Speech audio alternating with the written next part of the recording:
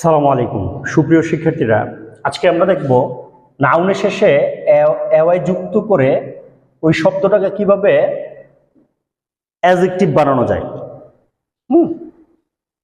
যেমন এয়ার মানে কি বাতাস, আমরা যদি ওয়াই যোগ করি এয়ারি মানে বায়ুময়, মানে বায়ুময় এয়ারি। দেন ব্লাড, ব্লাড কি হয়ে যাবে ব্লাডি, রক্তক্ষয়ী। ব্লাড মানে রক্ত আর ব্লাডি ওয়ার, ওটা ব্লাডি ওয়ার। তারপর বোন, বোন মানে হাড়, তা বোনি মানে মানে হাড় জিরজিরে, দ্যাট মিনস খুব চিকন এরকম বোঝায়।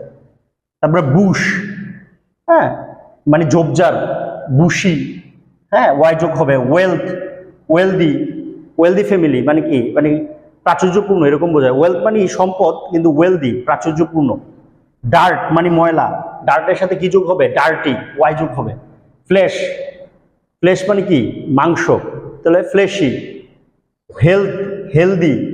হ্যান্ড, হ্যাঁ বলে না হ্যান্ড, হ্যান্ডিক্রাফট হস্ত, শিল্প যেটাকে বলা হয়, তাই হ্যান্ডের অ্যাডজেক্টিভ হলো হ্যান্ডি। গ্রিড লোভ, গ্রিডি। তারপরে লিফ পাতা, হ্যাঁ তারপরে লিফি। মস মানে কি শ্যাওলা, তাহলে মসের সাথে ওয়াই যোগ করি mossy. Fish, fishy. Noise, noisy, তবে নয়েজ বানানে নয়েজি বানানে এস ইউ উঠে গিয়ে আই হবে, নয়েজ নয়েজি। রক, রকি, হ্যাঁ রক মানে পাথর। তারপর স্যান্ড বালু, তো স্যান্ডি, স্যান্ডি বিচ বলে, বালুময় তীর।